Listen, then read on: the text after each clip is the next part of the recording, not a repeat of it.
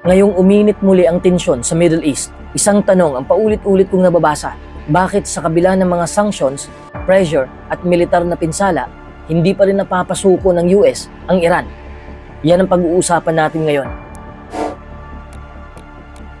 Unang-una mga kaibigan, iba ang mindset ng Iran kumpara sa maraming bansa. Dahil hindi lang sila government na nagpapatakbo ng bansa, may kasama itong malakas na ideology at identity. Para sa kanila, ang laban ay tungkol sa pagpapanatili ng independence at dignidad ng bansa. Kaya kahit may pressure mula sa US o sanctions, ang isip nila mas okay nang mahirapan kaysa magmukhang sumusuko o kontrolado ng ibang bansa. May epekto rin ng history. Matagal na silang may experience ng foreign interference at sanctions. Kaya naging mindset nila na hindi agad dapat magtiwala o mag-compromise sa mga foreign powers. Parang laging naka-defensive mode ang approach ng Iran. Kaya kahit may economic problems, hindi agad sila bumibigay. Sa kanilang perspective, ang pagtiis ay bahagi ng resistance. Ibig sabihin, ang paghihirap ay hindi automatic na sign ng weakness. Minsan, tinitingnan nila ito bilang proof na lumalaban pa rin sila. Mas pinipili ng Iran na magtiis kaysa mag-adjust kung ang kapalit ay pakiramdam nila ay nawawala ang kontrol nila sa sarili nilang bansa. Pangalawang dahilan kung bakit hindi pa rin napapasuko ng US ang Iran dahil kahit malakas ang US at Israel sa usapang militar, hindi madaling pasukuin ng Iran dahil sa laki at lokasyon nito. Isipin mo ang Iran na parang isang napakalaking kuta na natural na ginawa ng kalikasan. Ang Iran ay hindi flat na lugar na madaling pasukin at mabilis lakarin papunta sa sentro. Sa halip, parang layered defense ito. May mga bundok, disyerto at malalayong distansya bago mo marating ang mga importanteng lungsod. Kaya kahit mas malakas ang US at Israel sa teknolohiya at air power, may isang malaking problema sila. Hindi sapat ang lakas kung mahirap galawin ang lupaing nilalabanan mo. Halimbawa, sa kanlurang bahagi ng Iran, maraming matataas na bundok. Ibig sabihin, hindi pwedeng basta-basta magpapadala ng mga tangke o malaking convoy. Mabagal ang galaw at madali kang ma-ambush o ma-delay. Sa gitna naman, disyerto ang karamihan ng lugar. Mainit, malawak, at kulang sa supply routes. Sa ganitong environment, kahit modernong army ka, kailangan mo ng constant supply ng fuel, pagkain, at support. Kapag naputol ang supply, hihina agad ang operasyon. At ito ang pinaka-importanting punto. Habang mas papasok ka sa loob ng Iran, mas humihirap i-maintain ang military operation. Parang habang sumusulong ka, mas lumalayo ka rin sa base mo at mas nagiging exposed ka sa panganib. Dagdag pa dyan, hindi nakaipon sa isang lugar ang Iran. Nakakalat ang kanilang population at military assets. Ibig sabihin, kahit tamaan mo ang isang bahagi, may ibang bahagi pa rin na pwedeng lumaban o magpatuloy. Ibig sabihin ng sitwasyong ito, hindi lang kalaban ng US o Israel ang mga sundalo ng Iran. Kalaban din nila ang geography mismo.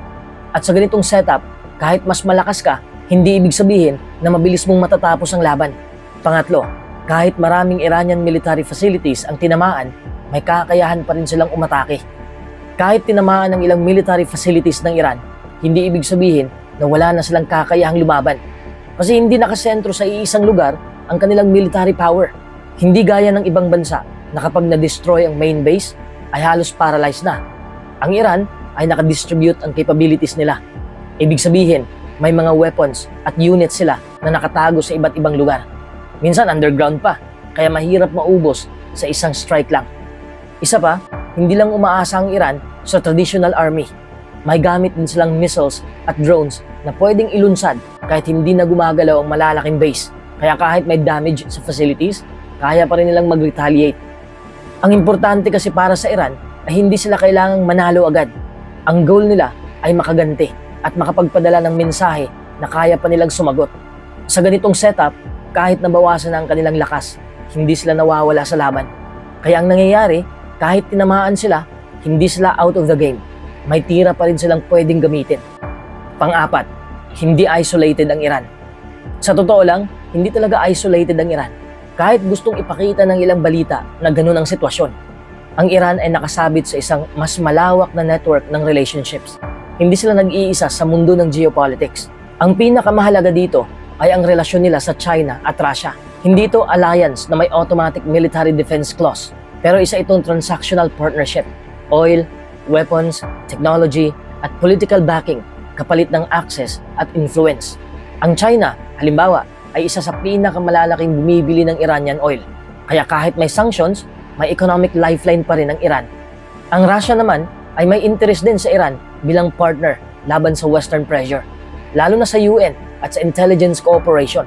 Pero ang mas critical na punto, may tinatawag na axis of resistance, ang Iran. Isa itong network ng allied groups sa rehiyon tulad ng Hezbollah sa Lebanon, Houthi movement sa Yemen, at iba't ibang milisya sa Iraq at Syria.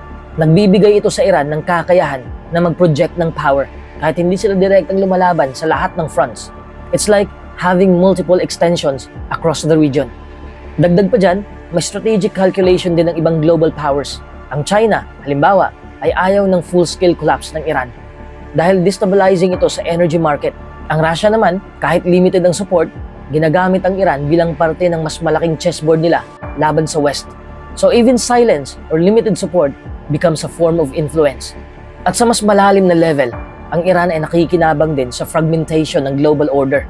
Hindi na tulad noon na may isang dominant bloc lang na kayang i-isolate ang isang bansa completely. Ngayon, multipolar na ang mundo.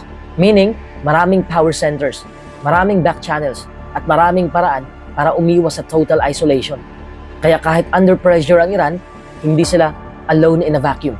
They are constrained, yes, but still plugged into a web of economic ties, regional proxies, and great power calculations. At sa geopolitics, kahit indirect support lang, sapat na yon para hindi madaling mapilayan ang isang estado. Panglima, may internal weakness din ang US side. Isa sa pinaka-underrated na factor sa ganitong klase ng tensyon ay hindi lang kung gaano kalakas ang kalaban mo sa labas, kundi kung gaano ka-stable ang sarili mong sistema sa loob. Sa kaso ng US, kahit itinuturing silang pinaka-powerful military force in the world, may natural na internal friction talaga kapag tumatagal ang isang overseas conflict.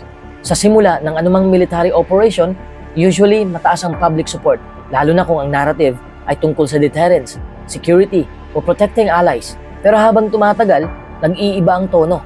Kapag nagsisimula ng tumaas ang casualty risk, lumalaki ang gastos at ramdam na ng ordinary citizens ang epekto sa presyo ng langis at global economy, doon na pumapasok ang political pressure.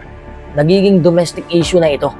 Sa loob ng sistema ng US, very sensitive ang mga policymakers sa public opinion at congressional approval. Ibig sabihin, kahit gusto ng isang administration na ipagpatuloy ang hardline strategy, kailangan pa rin nilang ibalanse ito sa sentiment ng voters at ng lawmakers. At kapag divided ang political landscape, nagiging mas mahirap mag-maintain ng long, expensive military engagement abroad. May isa pang layer dito na madalas hindi napapansin, ang economic strain. Ang modern warfare ay tungkol din sa logistics, missiles, surveillance systems, naval deployments, at cyber operations. All of that costs billions. Kapag may sabay na global economic pressure, inflation concerns, at domestic spending needs, nagkakaroon ng tensyon sa budget priorities. Ang US Armed Forces, kahit advanced, ay nakadepende sa rotation cycles, supply chains, at readiness levels. Kapag tumatagal ang deployment o escalation sa isang rehiyon, kailangang mag-adjust ng ibang theaters of operation. That creates strategic trade-offs. Hindi pwedeng lahat sabay-sabay fully funded at fully active nang walang consequence. Sa ganitong setup, hindi ibig sabihin na mahina ang US internally. Mas accurate sabihin na it's powerful but not frictionless. Every global power, even superpowers, has internal limits. At sa long-term confrontation, those limits slowly become part of the battlefield. Kaya sa ganitong klase ng standoff, the pressure comes from within the country. Sa huli, hindi lang ito usapin ng missiles, sanctions, o military power. Ang totoong laban dito ay kung sino ang mas kayang tumagal sa pressure, politically, economically, at psychologically. At sa kaso ng Iran, malinaw na kahit matindi ang tama, hindi pa rin sila basta-bastang sumusuko. Ibig sabihin, ang sitwasyon ay hindi pa tapos at maaaring mas humaba pa kaysa inaasahan ng marami. Kung gusto mo ng ganitong klase ng analysis na hindi lang headline ang tinitingnan, kundi pati ang bakit sa likod ng balita, huwag mong kalimutang mag-subscribe sa YouTube channel natin at i-follow mo na rin ang Facebook page natin. May mga susunod pa tayong breakdown sa mga global events na tunay na nakakaapekto sa mundo. Pero ipapaliwanag natin sa paraang simple, malinaw at direkta.